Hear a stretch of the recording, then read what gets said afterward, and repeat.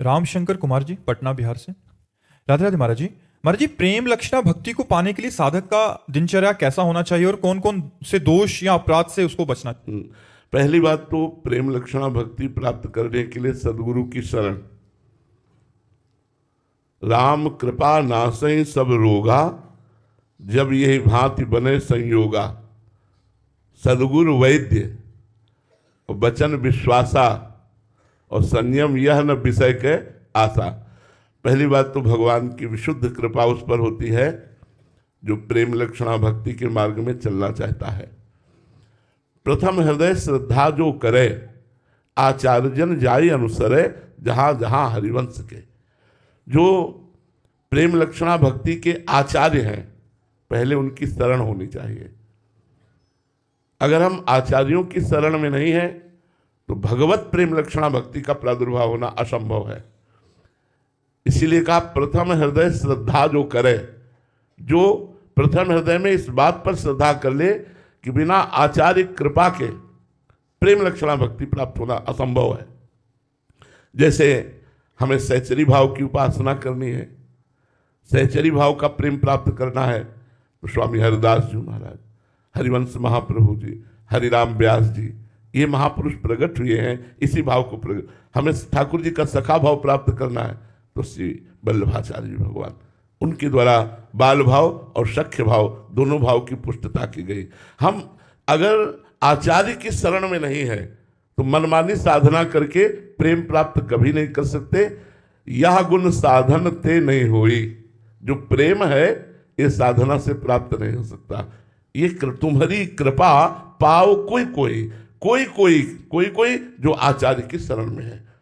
बिना महापुरुषों की शरण लिए हम भगवत मार्ग में चल ही नहीं सकते। वो केवल नाटक होता रहता है, साधन होता है विषय, और साध्य होता है श्री भगवान उसका जो आचार्य शरण में होता है। जो मनमानी आचरण करता है तो साध्य बन जाता है विषय और साधन हो जाते हैं भगवान। वो जीवन भर साधना करता है लेकिन प्रेम का स्फुरण नहीं होता। तो प्रथम हृदय श्रद्धा जो करे, आचार्य जन जाय अनुसरे, आचार्यों का जो आदेश है उसके अनुसार चले। दूसरी बात, रसिकन की सेवा जब होए। क्यों? क्योंकि एक अहम और मम, ये दो बंधन हमें फांसे हुए हैं। अहम और मम, मैं और मेरा, ये माया का बंधन इतना सुदृढ़ है कि बिना गुरु कृपा के, बिना रसिकों की कृपा के, बिना भगवत प्रेमी महात्माओं की कृपा के ये साधना से और पुष्ट होता है, नष्ट नहीं होता। और जब तक ये अहम रहेगा तब तक प्रेम प्रकट नहीं होगा।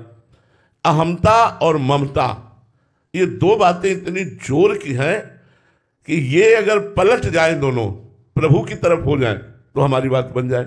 एक अहमता ममता ये जग में है दुखदाई, और ये जब श्री जी की ओर लगे तो होत परम सुखदाई। ये जब श्री जी की ओर लगे तो होत परम सुखदाई। मात तात सुत दार देह में मत अरुझय मत मंदा, हित किशोर को है चकोर लख तू वृंदावन चंदा। तो हरिवंश महाप्रभु का बच्चा बनकर, शरणागत बनकर वृंदावन चंद्र युगल सरकार का दर्शन करो। कैसे? बोले एक अहमता ममता, ये जग में जो लगी हुई है इसका त्याग कर दो। बोले बड़ी कठिन बात है अहमता ममता का त्याग करना, कैसे त्याग करें? बोले रसिक मंडली में आतन को नीके ढंग लगाओ, दंपति यस गाओ हर्षाओ, हित सो रीझ रिझाओ।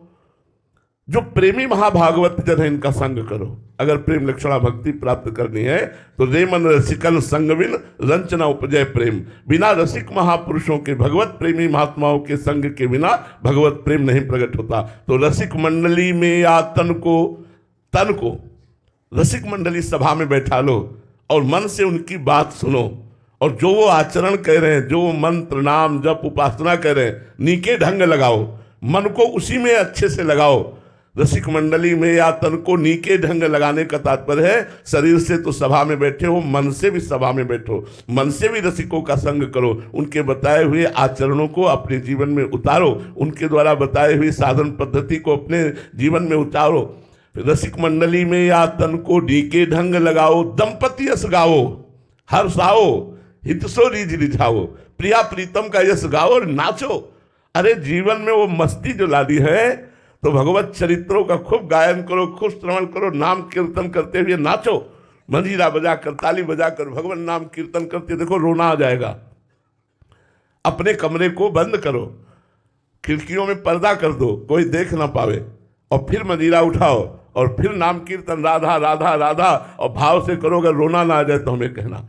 नाम की दंपति यस गाओ हर्षाओ, हितरो रीझ रिझाओ, देवन को दुर्लभ या देही, तैने सहजी पाई, मन भाई निधि पाई, फिर क्यों जान बूझी बिसराई। अब नहीं, अब देरी मत करो, मनुष्य शरीर मिल गया है, सदगुरु आचार्य की शरण में होकर उनके द्वारा बताई हुई अब जो ही कहें करे हम सोई, आयस लिए चले निज दासी, मन कर्म वचन त्रिशुद्ध सकल मत, हम श्रीहित हरिवंश उपासी। जो आचार्य आदेश करे, जो गुरुदेव आदेश करें, उस पर यदि हम जीवन को लगावें तो हमारा काम। सबसे बड़ा बंधन प्रेम ना प्राप्त होने का कारण अहमता और ममता है। इसलिए भगवान श्री राम जी ने कहा, सबकी ममता ताग बटोरी, मम पद मन ही बांधे बड़े डोरी। कहीं ममता न रह जाए किसी वस्तु व्यक्ति स्थान में, और कहीं अहंकार न रह जाए, देहाभिमान, विद्वता का, जाति का, कुल का, अगर कोई भी किंचन मात्र अभिमान रह जाता है तो भक्ति नहीं आएगी। प्रेम की तो बात जाने दो, साधारण भक्ति नहीं आएगी। विद्या, रूप, महत्व, कुल, धन, यौवन, अभिमान, सटकंटक देखे जहाँ रहे न भक्त निदान, रहे न भक्त निदान, स्वांग सम नगर नारी के, विषयन हाथ बिकाए नहीं रिझवन भरतार के।